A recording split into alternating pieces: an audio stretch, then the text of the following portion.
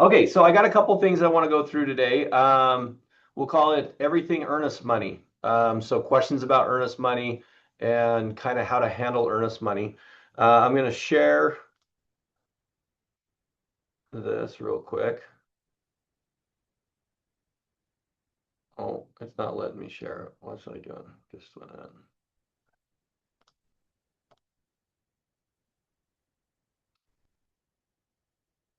Okay, it's not going to let me share it.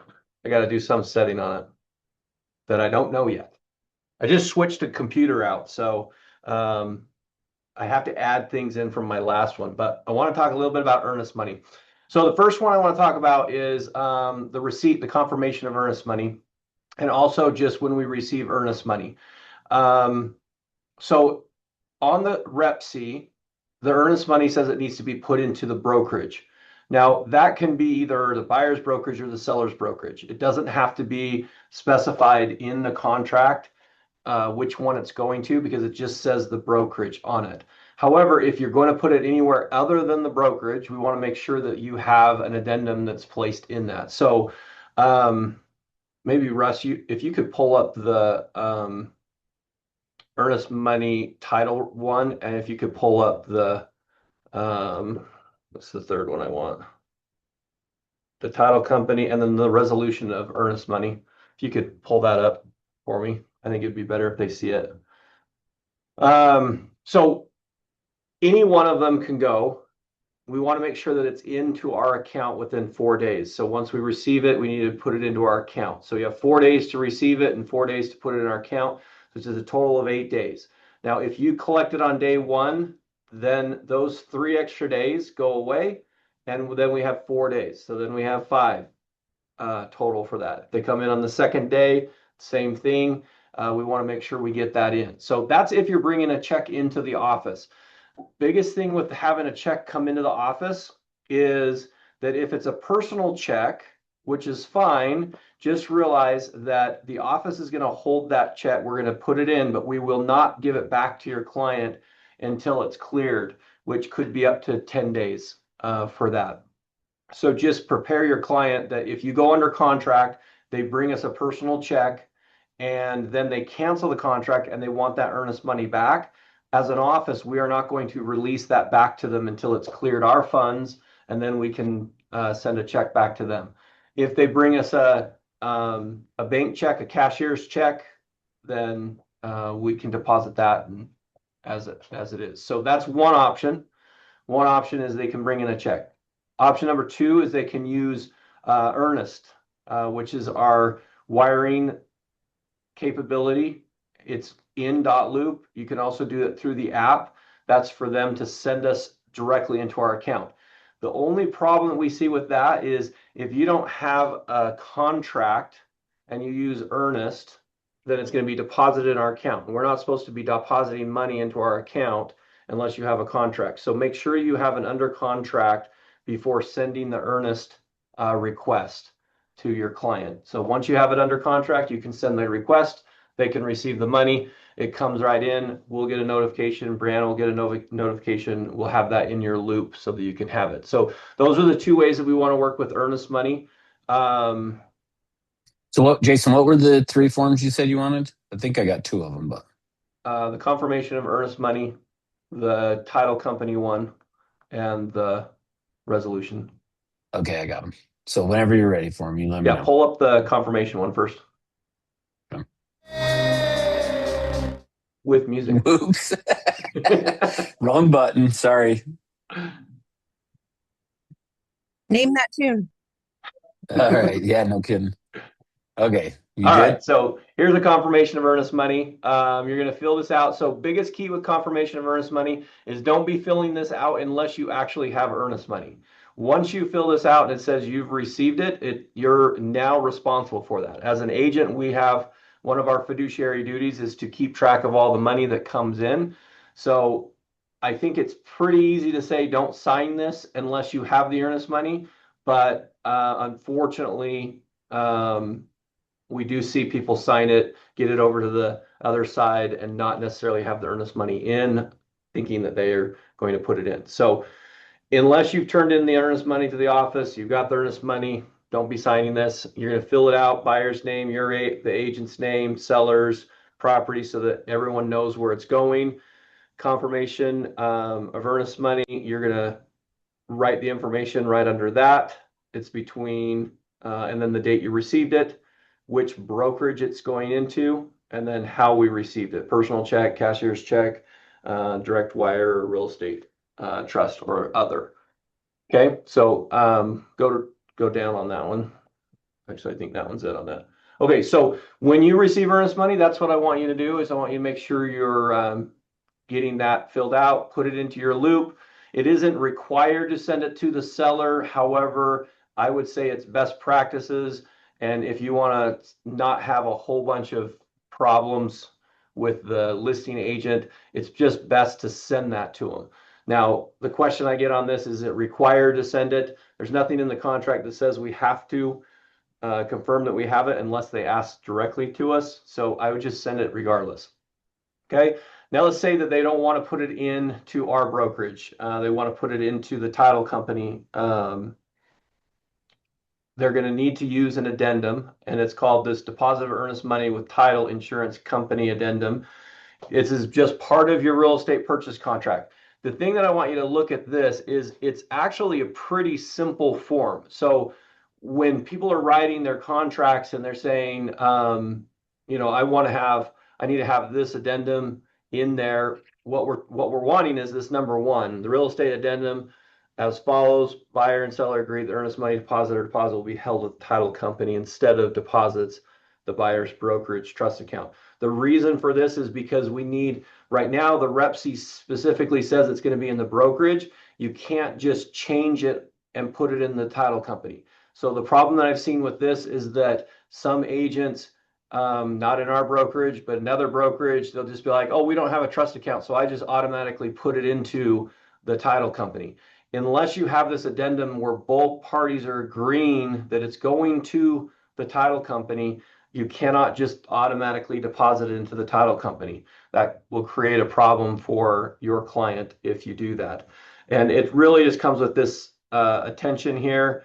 It says buyer and seller are advised that title company may require through separate written instructions that both the buyer and seller mutually authorize disbursement of the earnest money deposit, even if the REPC states that no additional written authorization is required, which may result in additional delays and costs of either party to receive the earnest money. So basically what's saying is the title company may not just go by our REPC where it says in our contract, we're canceling based on due diligence, where before the due diligence deadline, they can release it without any further authorization. That's what our contract says.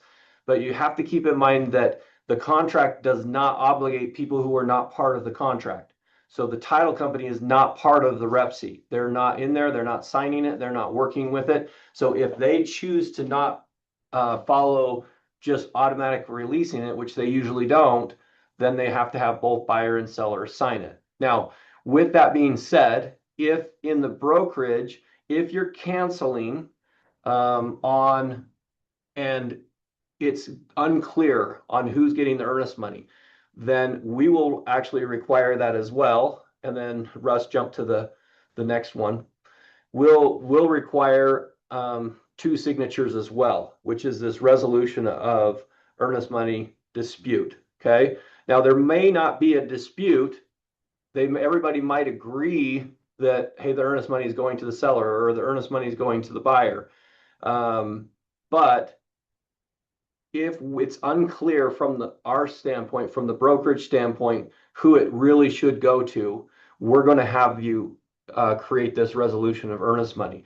So it's not good enough to say, oh, yes, we're over our dates, but the seller is okay with giving the earnest money back to the buyer, which happens a lot of times where it's like, oh, it's kind of out of the buyer's control. I know they're at default, but I'm not going to take their earnest money.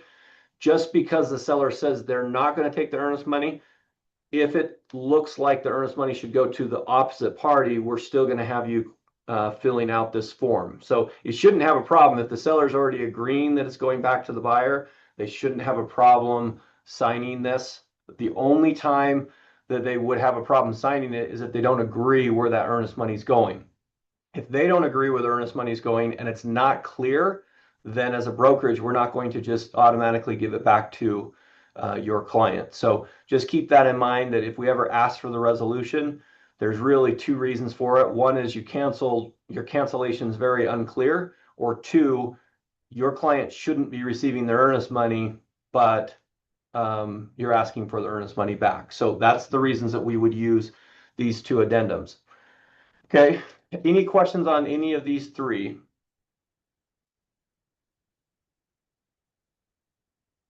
Okay, you can stop sharing on that one now, Russ. Thanks for that.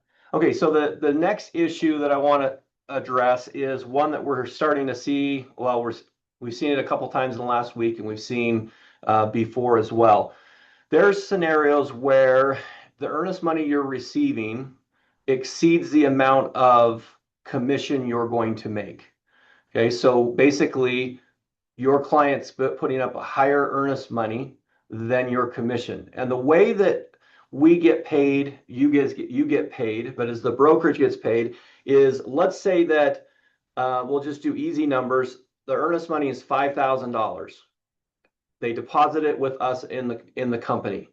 If your commission is $10,000, then when everyone goes to the title company, the title will write out that money, the $5,000. They'll send us a check for $5,000, so we have a total of 10. So we would use the money in our trust account that would come out as the earnest money. The additional amount from the title would come together, and that's how you would get paid for the full amount. So if the earnest money is less than, then the title check actually is less than your normal commission added to the commission or the earnest money we have equals the total commission you have. Okay, so that's a normal transaction.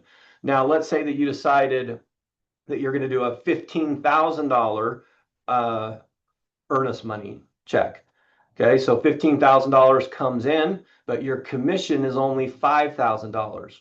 Okay, so in this scenario, there's not going to be enough money at title to close, which means title is going to be requesting money from us as a brokerage in order for them to close, because they can't send us a check, because if they send us a check, then we have lots more money than we need. We're only going to get what your commission is. So in this scenario, we have a couple different ways that we have to handle it. Okay, so one is you have to do an addendum to your real estate purchase contract that the buyer and seller agreeing that Century 21, the brokerage, can send the earnest money to the title company, or whatever amount we need to send to them. We have authorization to do that. We cannot just automatically send it to the title company. We have to have authorization from your clients to remove it from our account to go somewhere else. So as a brokerage, we can't just do whatever we want with the earnest money. When it's in the trust account, it has to be specifically why it's in the trust account, and we have to have documentation for it. So in this case, we owe the title company some money because we're only going to get a $10,000 commission check, but we have $15,000 in our account. So option number one is you're going to have to do an addendum to your rep sheet. Okay. Biggest key to this one is this one cannot be done on closing day. In order for us to do that, we have to actually create a check, and that check has to be mailed or taken to the title company, and then the title company has to decide how long they're going to hold it prior to being funds that they can use. So in this particular case, if we send a check over today and title needs it, and your settlement is tomorrow, and title needs a couple of days to be okay with that check, you're not going to be able to close because your funds aren't going to be there. So just keep in mind that if you are going to pull it out of the REPC and send it to title company, you need to make sure you give enough time for the title company to cash that check. Okay, so hopefully that makes sense. Okay, so that's option number one. Option number two is, let's say that you get yourself into a situation where you have to send it quicker. Okay, if you have to send it quicker to the title company, we have the ability to wire it to the title company. However, the problem is it costs $50 to wire. So if we're going to have to wire it last minute to the title company, that's a $50 charge that unfortunately is going to be on the agent. So if you leave it to the last minute, it's not our responsibility to make sure that the title company has all of the funds. That's your responsibility as an agent to make sure those funds get to the title company. And if we're waiting till the last minute, we're going to have to wire that. And if we're going to wire that, then someone's going to incur the $50 charge on that. The way that we handle that is that $50 charge is actually going to go onto your ledger as a company, and then you can pay that. Talking with Brianna yesterday a little bit about it, it's really hard to put the $50 on the CD to have it paid, because now all of a sudden we're doing addendums to address that $50. So just keep in mind that if we're waiting to the very last minute and we have to wire it, that's the solution that we have for it. So that's option number 2. Okay. Option number 3 that you have is that if we have the earnest money check in our account and the buyer, and we can't get it over to the title company, if your buyer brings in the additional funds, so an additional, $5,000 of earnest money, and covers it in their closing, then when everything's closed out here, we'll have an extra amount of money, and then we can write that check to your buyer. So that's a little more inconvenient for your client, because they're actually having to bring in those funds and then get reimbursed from us after the transaction closes. So those are really 3 solutions if we run into that problem. So just to recap, the problem is we have more earnest money in our account than you're getting paid for. We have to do something with that earnest money. So hopefully, any questions on that? Brianna, did I miss anything or mess anything up? Or Russ, So, did I miss Jay, anything? the No, only you thing did. I was going to say, oh, go ahead, Brianna. Sorry. No, I think you covered that part well. I did try to jump in earlier really quick, and my phone wasn't cooperating, but I did want to make one little clarification regarding Earnest. It's not a wire. A lot of people are calling it wires. It's actually an ACH transaction. It's an electronic option, but it's different than a wire. So when you're filling out the confirmation of earnest money, make sure that you're calling it ACH, Earnest ACH or something to that effect, and not a wire. Hey, Yeah. can we also clarify how much Earnest costs our client to send their earnest money? It's $18. Thanks. Yep. And Earnest has now created a new part in there that if you want to cover that for your client, you can check agent will pay it. If that's something that your client is saying, oh, I do not want to pay that 18. It's super convenient to get it over here. It might be something that you can help with your client, but they've given you that option now if you check that box, just so you know. So when we write an offer, we write ACH earnest deposit. What do we write? You can do that. I usually just put check/transfer. Okay. I don't do wire transfer. I just do a transfer, which is Okay, so check/transfer. transfer. Okay. Yeah. I really like using the Earnest app. You can go in there and set it up and put your account information in. So they just automatically take it out at $18 out of your account, and your client doesn't have to worry about it. It's really nice. Yeah. The way they've got it set up now, if you want to cover that cost, it's pretty slick. It's pretty easy to do. So, not saying that you should always cover your client's costs. I'm just saying that's an option for you now. Earnest is definitely the preferred method for us to have it, but if you need to bring in checks as well, the only questionable one is if they bring in a personal check. And then just also so you know that if they bring in a personal check and that check bounces, then we won't accept a personal check from them again, even if they're like, oh, I messed up and put it in the wrong account, so this one bounced, and then I'll bring you another personal check. The office won't take another personal check after the first one's bounced. Cool. So, Jason, the one thing, and you may have said this, and if you did, I apologize that I missed it, but also probably good just to reinforce. So, if when you guys are writing the offer, you know that the amount of earnest money is going to be greater than the commission is going to be, that's when you should just say, I'm just going to have the money held at the title company. And the other side of that, too, that I want to really emphasize is as a brokerage, once you start getting larger earnest monies, and I would say 25,000 or more, really, and again, stop and just really kind of try to think of it as, is the earnest money going to be more than what my commission is? I would recommend have it held at the title company. And now sometimes an agent will be like, yeah, but I don't want to do that because then I got to get both signatures to get it released. And the larger earnest monies, I'm probably going to want both signatures to release it. If you give us $50,000 or $100,000 in earnest money, we're in a big lawsuit right now over a large earnest money like that. And so just for the company's protection, because it's going to end up costing us a ton in legal fees and things. If it's a larger earnest money, we're probably going to require both signatures anyway, just so that we don't end up getting sued. So I would just say anytime your commission is going to be, or sorry, anytime the earnest money is going to be greater than your commission, just have it held at the title company. And then that way we aren't having to deal with last minute trying to figure out where to go with it.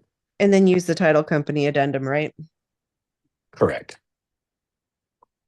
Yeah, perfect. I think sometimes we feel like, oh, we definitely don't want to put it in the title company. I think if that message is getting out, I don't think that's necessarily the message we really want to be giving you, is that it's never a good idea to put it in the title company.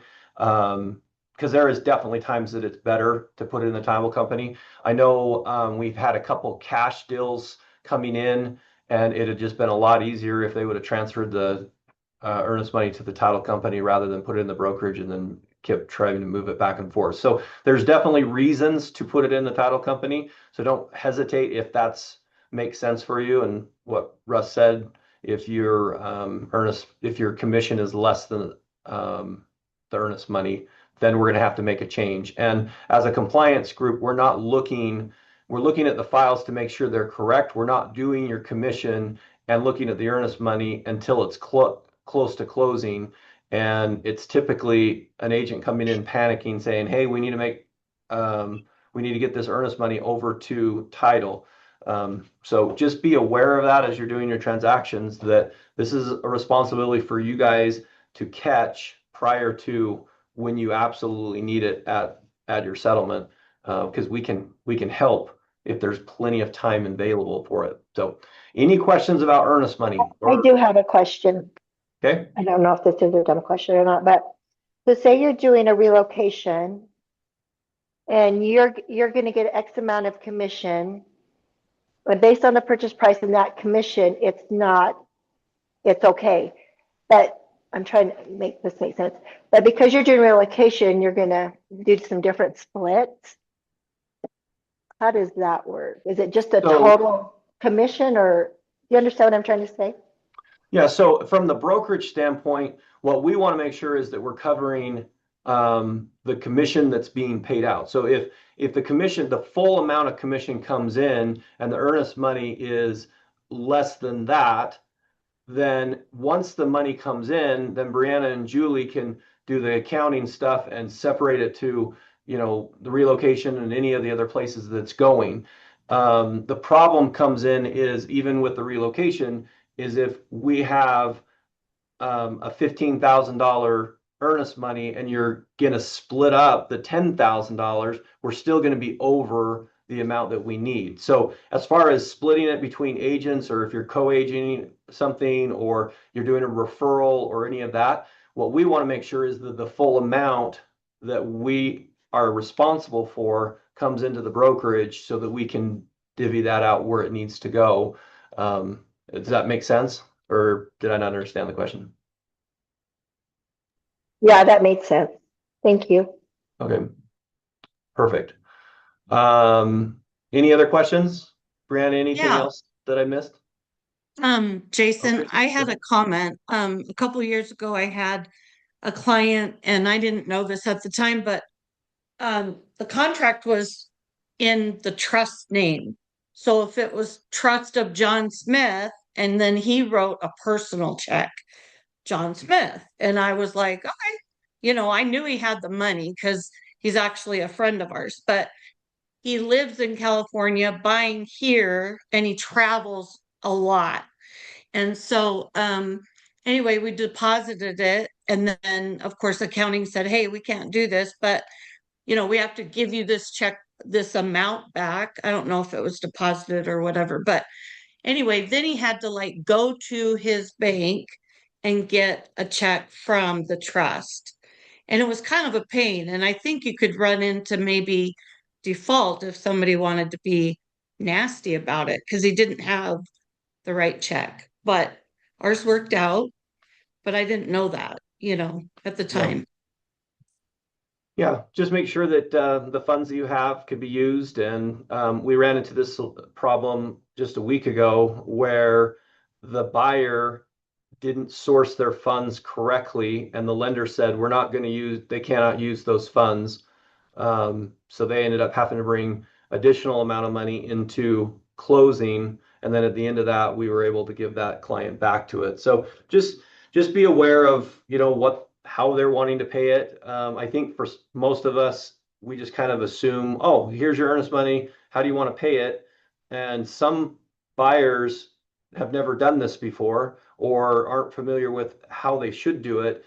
So giving them suggestions on how to make it work will make things a lot smoother. That way they don't have to go back to the bank and they don't have to do things that frustrate them. And it's already a high emotional transaction anyway. Whenever some kind of hiccup happens, it creates more problems than necessary, even though it's really not a big deal too.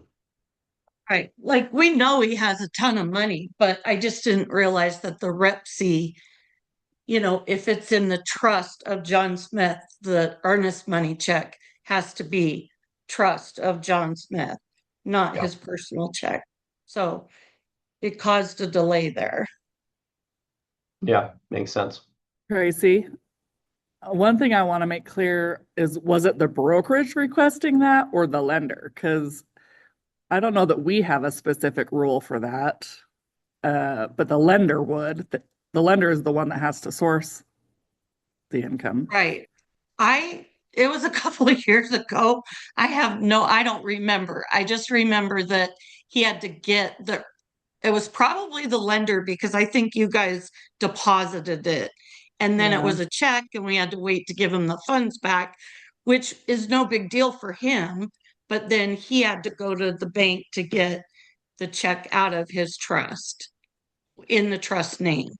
And so it could be a big deal for someone else. Yeah. But so I would assume maybe it was the lender. Well, and you brought up a good point too, is if it's a personal check and it's a quick closing, we have to hold a personal check for 10 business days before we can release or move funds. So if it's a quick closing and we do have to release to title or something, we'll have to also have the buyer provide proof that it's cleared their account if we're still in that 10-day hold period. Yeah. Perfect. Thank you, Brianna, for chiming in on that one. Okay, any other questions about earnest money? Okay. Well, fantastic. Well, you guys have a great day. If you do have questions, reach out. We're here to help you. Great call, Jason. Great job. Thank you. And Thanks, great Jason. weekend, guys. Thank you.